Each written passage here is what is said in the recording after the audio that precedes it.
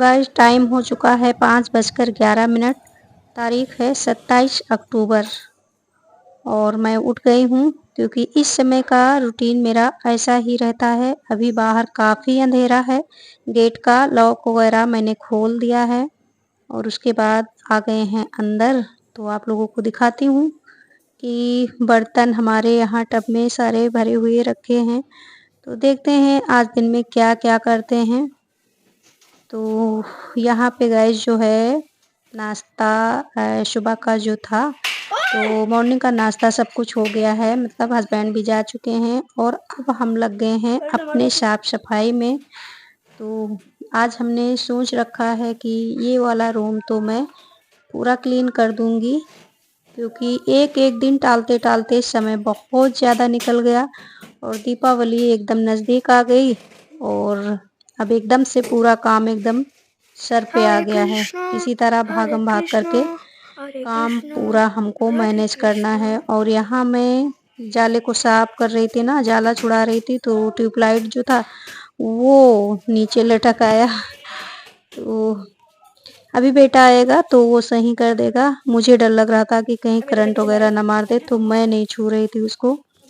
और बाकी तो अपना काम स्टार्ट कर ही दिया था और बेटा आ गया था, तो हमने कहा सबसे पहले तो ट्यूबलाइट सही कर दो। तो ट्यूबलाइट उसने मतलब लगा दिया है और उसके बाद ये जो है शूटिंग कैमरा होता है वो। पंखे, मैं सारे रूम का सोच रही हूँ कि मतलब खोल के इसके पर जो है और अच्छे से धुलाऊं। दीपावली और होली में दो फेस्टिवल ऐसे रहते हैं ना कि इसमें सारे पंखे मतलब तीनों रूम के, लॉबी के बाहर जो पोर्च में लगा हुआ है, सारे पंखे का पर मैं खुलवा के और अच्छे से धुल के फिर बंधवाती हूँ। सोनी और गंदे हो जाते एक हैं तो लाख का है। देखने में भी नहीं अच्छा लगता है। कितना भी जाला साफ करने वाले से मतलब साफ कर लेती हूँ जितना मेरे से हो पाता है। ब्राउन आप से लोग का देख सकते हो कितना ब्लैक हो गया था गंदा हो पूरा। रखा है, मतलब जबकि जाला वगैरह जब हम छुड़ाते हैं ना तो इसमें कपड़ा मार देते हैं, जाले के जाला छुड़ाने वाला जो होता है ना उस पे कपड़े लपेट कर और पंखे के पर में मतलब थोड़ा थोड़ा साफ कर देते हैं जितना हो पाता है। लेकिन फिर भी आप लोग देख सकते हो कितना गंदा मतलब जमा हुआ है इसमें। और धुल के जब अच्छे से बांधो ना तो अच्छी खासी हवा भी आती है, स्पीड भी पंखे की बहुत तेज हो जाती है। ये मेरा हाँ अनुभव आपका है फेस कि जब साफ रहता है तो हवा बहुत अच्छी आती है और स्पीड भी पंखे की काफ़ी अच्छी हो जाती है।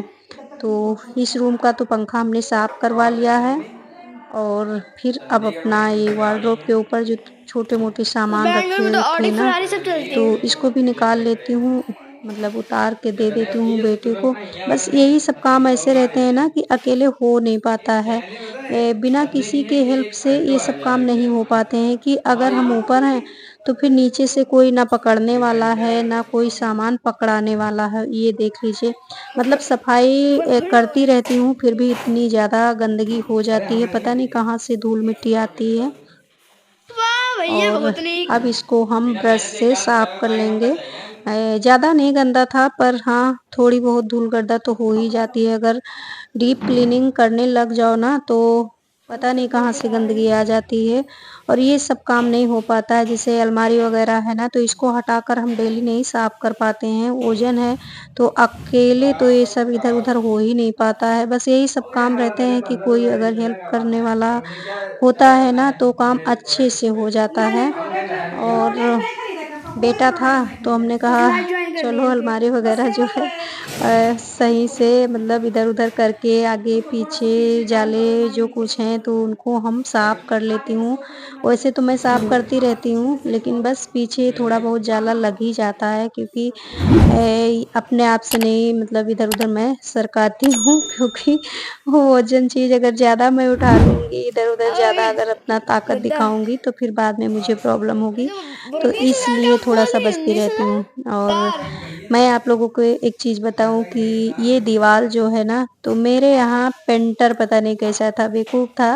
मतलब जब ये घर बन रहा था तो हम लोग तो अपने पुराने वाले घर पे रहते थे, मतलब जॉइंट फैमिली में। तो और हमारा आरओ हुआ था ना, तो मैं तो बिल्कुल आ ही नहीं पाती थी देखने के लिए कि क्या बन रहा है, कैसे हो रहा है। और हस्बैंड जी के पास भी इतना समय नहीं होता था कि उस टाइम मैं हॉस्पिटल में एडमिट हिचकी थी, आ रही हिचकी। तो उनके पास भी इतना समय नहीं हो पाता था।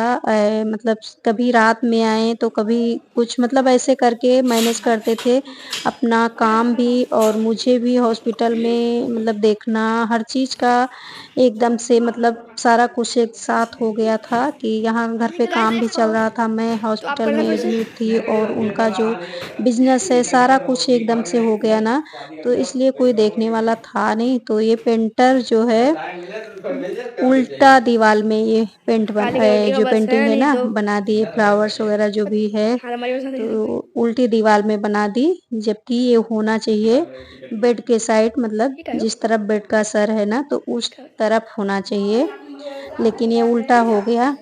पर आधे से ज़्यादा ये हो चुका था तब हस्बैंड मतलब आए और देखें, तो थोड़ा-सा इनको गुस्सा भी आया पर वही था कि पेंटर जो था थोड़ा सीधा-साधा था, बोलने लगा कि भैया मैंने ध्यान नहीं दिया और गृह प्रवेश को 2-3 दिन ही बाकी रह गए थे। काम बहुत ज़ोरों-तोरों से चल रहा था कि मतलब नवरात्र में गृह प्रवेश हो जाए। तो इसीलिए बोले चलो जैसा हो गया है छोड़ दो और जब दोबारा से करवाएँगे तो फिर इसको हम चेंज करवा देंगे। तो मतलब अभी तो दोबारा चांस आया ही नहीं, मतलब बाहर का तो दोबारा हो चुका है, बाहर का एरिया हमारा दोबारा हो चुका है क्योंकि अ, आगे का रूम जो है ना उसमें भी दीवाल में डिज़ाइन वगैरह बनी थी पर उसको हमने चेंज करवा दी थी। लेकिन पीछे के रूम में अभी हमने कुछ भी नहीं करवाया है और गंदा भी नहीं है क्योंकि मतलब इतना ध्यान देती हूँ तो दीवारें गंदी भी नहीं होती हैं इतनी जल्दी और बाहर का थोड़ा-सा गंदा लग रहा था। मतलब गंदा नहीं लग रहा था, मैं गंदा नहीं बोलूँगी, बस हस्बैंड जी की जो है इच्छा थी कि इतने दिन से वही कलर देख-देख के बोर हो गए हैं, तो थोड़ा-सा चेंज करवा दें। तो बस रूम का अपना काम फाइनल कर लिया था। चद्दर हमने वही डाल दी है क्योंकि चद्दर अभी हमने नहीं चेंज की है। चद्दर चेंज करेंगे दिवाली वाले दिन क्योंकि अभी चेंज करेंगे 2 दिन बाद फिर से वही होगा तो इसलिए हमने चद्दर को नहीं चेंज किया। हमने कहा चलो कोई बात नहीं है बेडशीट हम अपना दिवाली के दिन सुबह में सारे चेंज करेंगे और ये रूम का सब कुछ पूरा काम ख़त्म करके और फिर आ गए थे किचन में तो हमने दाल चढ़ा दी है और हमारी हालत सफाई करते-करते कुछ ऐसी ही हो जाती है दीपावली में क्योंकि किचन एकदम से खाली करके सफाई करने में आराम रहता है। अगर उसी में खाना बनाओ और सारा सामान मतलब रखा रहता है ना, तो फिर समझ में नहीं आता कहाँ से क्या धुलाई करें और छोटी किचन है हमारी ना, तो इसलिए थोड़ा-सा ध्यान देना पड़ता है, चिकनाई वगैरह भी जम जाती है।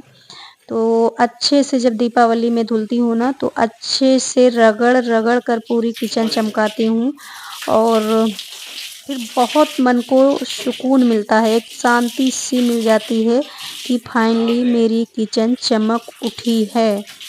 क्योंकि मेहनत करने के बाद अच्छा लगता है कि सब कुछ अच्छे से हमारा हो गया।